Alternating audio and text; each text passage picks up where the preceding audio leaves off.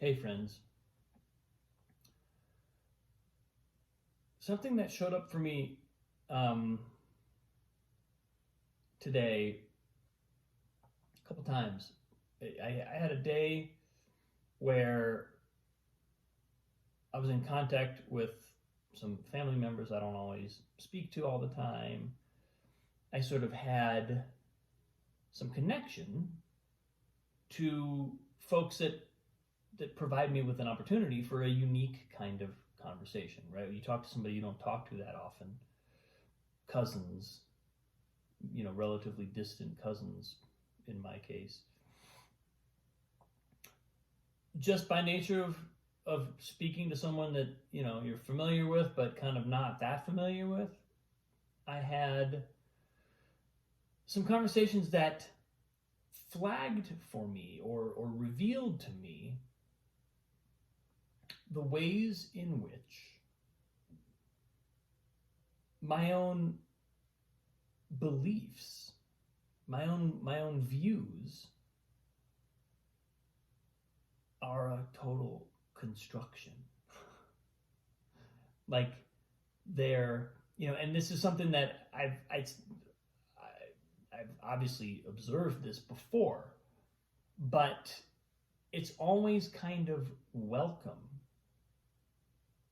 when I find myself, for whatever reason, witnessing something that I happen to think, and then and realizing that it's a constructed belief that could just as well be any other constructed belief. There's something, the thing about it is, sometimes it's uncomfortable, and usually, almost always, the mind will initially rebel against that idea. The mind will initially say, no, this opinion that I have about this issue is the truth, and everybody else's opinion is just a constructed opinion. But we obviously know that's not the case. If we're looking closely at something, we know that we've constructed our opinion as well. Our perspective has been built. And so the effect is interesting, because on one level there's this initial resistance, but then pretty quickly I feel like I'm able to go, okay, let's just accept that. Let's accept the fact that there's nothing ultimately true about this view that I hold. And now, let's decide, do I like this view? Is it helpful? Is it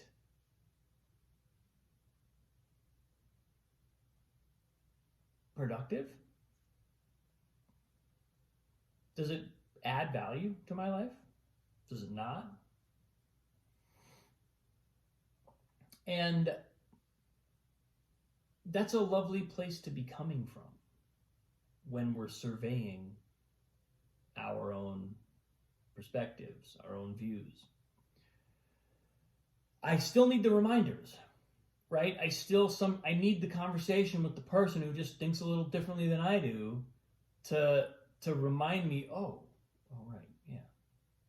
I can't just assume that this is the way it is. I have to actually be conscious of my own perspective here, my own bias, my own whatever, my own version of reality. But I'm encouraged by the fact that my response is usually to be able to let go. To be able to let go and then do a genuine evaluation of what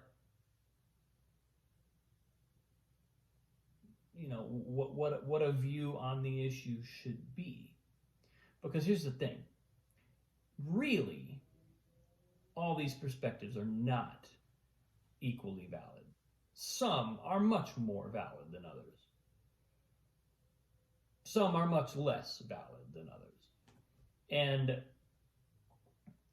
this is something that Ken Wilber, the philosopher, really kind of summed up and articulated in a way that it stuck with me.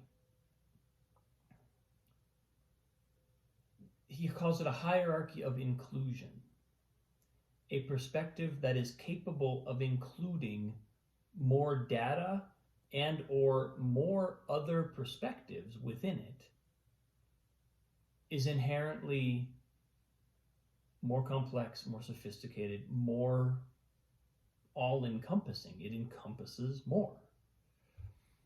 And now that doesn't mean that you can just throw a net around a bunch of erroneous views and lump them together and say, okay, well, now my perspective's more all-encompassing. That's just a heap. He makes a distinction between heaps and holons.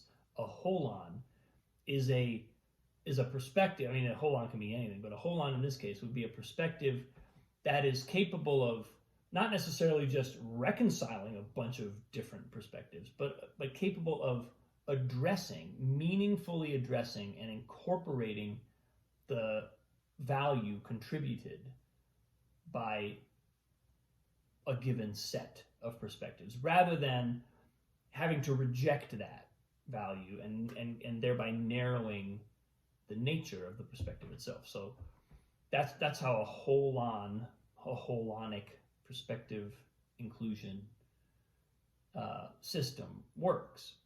Just lumping a bunch of stuff together and saying, oh, well, now I'm all encompassing doesn't work at all, because it might be totally self-contradictory. It might be totally logically unsound. How I got off on this philosophical tangent, I don't know. My point is,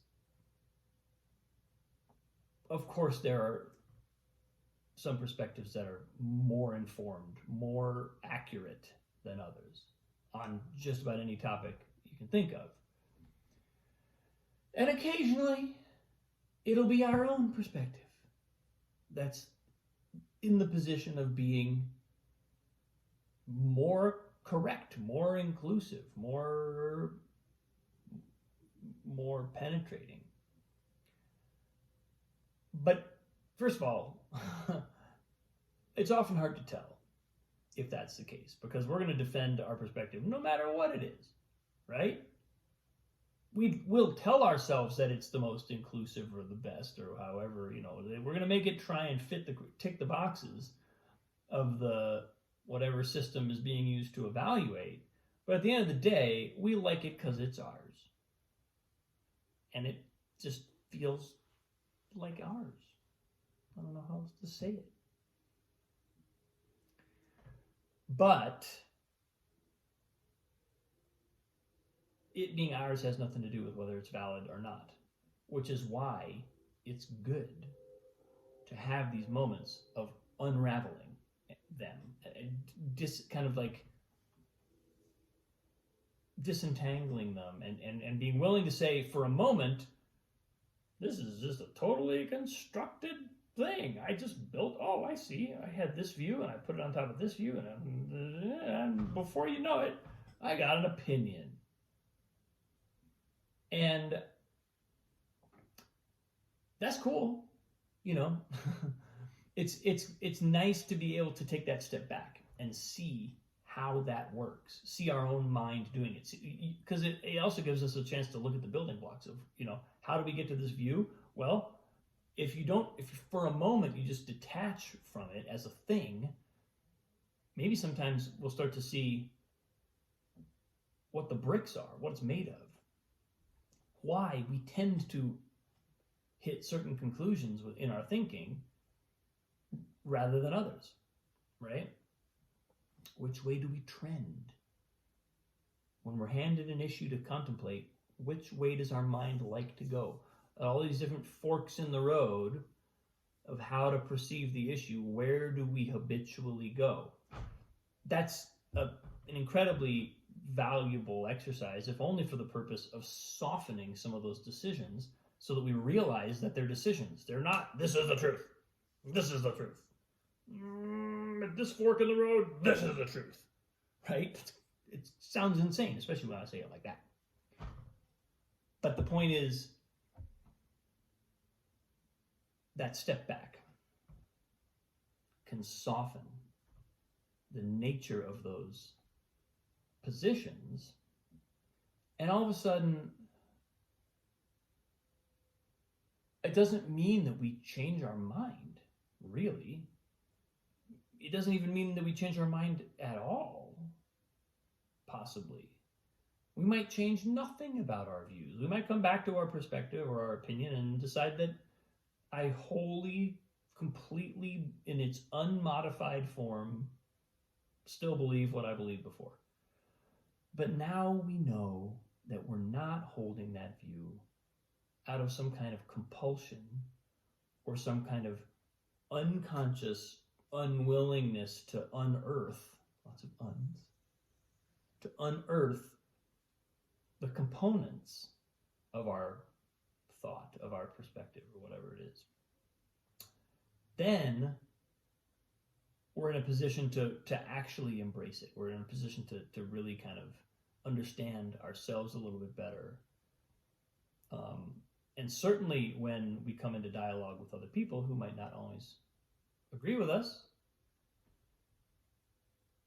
we're not fighting for the way we think about it versus the way they think about it. We're looking at all the components of our own thinking, and their perspective ends up not just being a thing that we're addressing, but ends up being shedding a light on a lot of the different elements in our own thinking. And furthermore, for having gone through that exercise in our own thinking, it's also possible to then open that becomes just a way we see thought. We can apply that same level of reflectiveness and sort of rigorous observation to anyone's perspective, not just our own. Well, now all of a sudden we can have an intelligent debate. We can have intelligent conversation. We can have conversation with the intention to learn rather than to win an argument or to prove to ourselves that we're right in a passive-aggressive way that we don't say out loud, but actually internally that's all we're thinking about. I've never done that. I've never done that, ever. Just so you know. So yeah, so that's what happened to me today. I got a chance to look at my own stuff and go, whoa. Interesting that I think this so strongly. Is it true? Can I be absolutely sure that it's true? You can Byron Katie yourself. That's all this really is. That's what this 14-minute post has been about, is doing Byron Katie on your thoughts. Anyway, that's where I am today, folks. So much love. Appreciate you. Have a wonderful day. I'll see you soon.